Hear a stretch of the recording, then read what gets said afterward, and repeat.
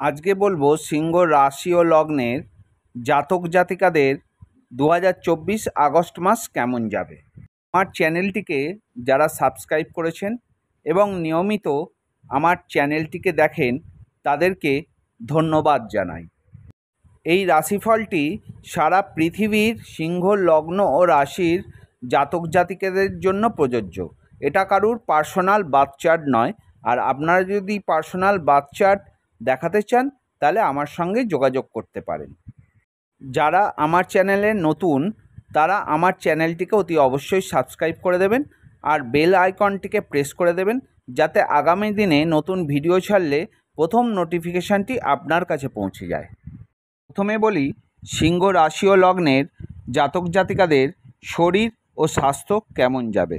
তাহলে আপনাদের লগ্নের অধিপতি রবি, আর এখান থেকে আপনাদের শরীর ও স্বাস্থ্যকে বিচার করা হয়। তাহলে দেখে নেওয়া যাক রবি কোন জায়গায় বসে আছে। রবি আপনাদের 12th হাউসে বসে আছে। 16ই আগস্ট আপনাদের লগ্নে এসে বসবে। তাহলে 12th হাউস আমরা জানি কি একটা অশুভ ঘর। তাহলে 16ই আগস্টের আগে আপনাদের শরীর ও স্বাস্থ্য ভালো থাকবে না, মানসিক দিক থেকে টেনশান থাকবে। শরীর ও স্বাস্থ্যের জন্য ব্যয়ের যোগও দেখা যায়, কারণ হচ্ছে রবি আপনার ব্যয়ভাবে বসে আছে, তাই শরীর স্বাস্থ্যের জন্য ব্যয় হতে পারে। যারা আগে থেকে অসুস্থ হয়ে আছেন বা অসুস্থতায় ভুগছেন, 16ই আগস্টের পর রবি যখন আপনাদের লগ্নে এসে বসবে তখন তার থেকে মুক্তি পাবেন এবং 16ই আগস্টের পর এই স্বাস্থ্যের দিকে উন্নতি হবে এবং আপনার ব্যয়ও কমবে।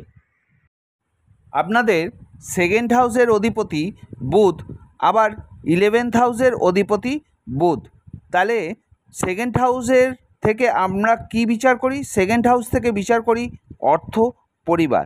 আর 11th হাউস থেকে বিচার করি আয়, সফলতা ও সম্মান। তাহলে বুধ বসে আছে আপনাদের 1st হাউসে, আপনাদের লগ্নে।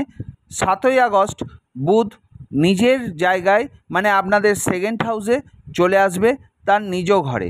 তাহলে অর্থ পজিশন কেমন থাকতে পারে? অর্থ আপনারা ইনকাম করতে পারেন, অর্থের স্রোত আসবে, নানান দিক থেকে অর্থ আপনারা রোজগার করবেন। লটারি থেকে অর্থ প্রাপ্তি হতে পারে, অর্থের জায়গাটা খুবই ভালো। এবার বলি পরিবারের সমস্ত সাপোর্ট, মানে পরিবারের সম্পূর্ণ সাপোর্ট আপনারা পাবেন। পরিবারের সঙ্গে সুন্দর বন্ডিং থাকবে, পরিবারের সমস্ত সমর্থন মানে পুরো সমর্থন আপনারা পাবেন, পরিবার নিয়ে আপনারা সুখী থাকবেন। এবার বলি আপনাদের আয়ের দিক। আয় আপনাদের বাড়বে এবং আয় আপনারা করতে পারবেন। আয়ের দ্বারা জীবনে সফলতা পাবেন এবং সম্মান পাবেন। এই আগস্ট মাসে আপনাদের সেভিংস করতে দেখা যাবে এবং আপনারা সেভিংসও করতে পারবেন। আপনাদের 10th হাউসের অধিপতি শুক্র এখন বসে আছে আপনাদের লগ্নে। 25শে আগস্ট সে আপনাদের 2nd হাউসে চলে আসবে। আর এই 10th হাউস থেকে আমরা কর্মকে বিচার করে থাকি। তাহলে কর্ম আপনাদের ভালো হবে। কর্ম যেখানে আপনারা চাকরি করছেন সেই জায়গায় উন্নতি হবে, আপনারা সম্মান পাবেন, কর্মের পদোন্নতি যোগ দেখা যায় এবং আপনার মাইনেও বৃদ্ধি হবে। নতুন চাকরি খুঁজছেন তাদের জন্য শুভ সময়, আপনারা নতুন চাকরি পাবেন এবং সেই জায়গায় গিয়ে আপনারা সম্মানও পাবেন। 4th হাউসের অধিপতি গ্রহ মঙ্গল, আবার 9th হাউসের অধিপতি গ্রহ মঙ্গল। তাহলে 4th হাউস থেকে আমরা বিচার করি মাতৃভাব বা সুখভাবকে, আর 9th হাউস থেকে বিচার করি ভাগ্য, পিতৃভাব ও সম্পত্তিকে। তাহলে দেখে নিয়ে যাক আপনাদের মায়ের শরীর স্বাস্থ্য কেমন থাকবে বা মায়ের দিক। মায়ের শরীর স্বাস্থ্য ভালো থাকবে, মায়ের সঙ্গে সুন্দর বন্ডিং থাকবে। মায়ের দিক থেকে কোনো সম্পত্তির অধিকারী হতে পারেন। মায়ের যে সুখ সেই সুখ আপনারা পেতে চলেছেন, সব দিক থেকে শুভ। এবার বলি ভাগ্য। ভাগ্য আপনাদের সঙ্গ দেবে। ভাগ্যের জোরে আপনাদের অনেক কিছুই প্রাপ্তি হতে পারে। আপনাদের বাড়িতে কোনো শুভ অনুষ্ঠান বা পূজা অর্চনা করতে পারেন।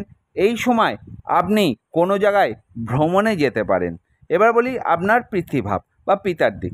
পিতার শরীর স্বাস্থ্য ভালো থাকবে, পিতার সঙ্গে সুন্দর বন্ডিং থাকবে, পিতার থেকে আপনারা কোনো সম্পত্তির অধিকারী হতে পারেন। এবার বলি আপনাদের সম্পত্তির দিক। সম্পত্তির দিক খুবই শুভ। যারা অনেক দিন ধরে জমি বাড়ি গাড়ি ক্রয় করতে চাইছেন, এবার আপনাদের মনস্কামনা পূরণ হবে। আপনারা নতুন জমি বাড়ি গাড়ির মালিক হতে চলেছেন। এই সম্পত্তির ব্যাপারে কোনো সমস্যায় জড়িয়ে আছেন বা কোর্ট কেসে জড়িয়ে আছেন, এবার এর থেকে আপনারা মুক্তি পেতে চলেছেন।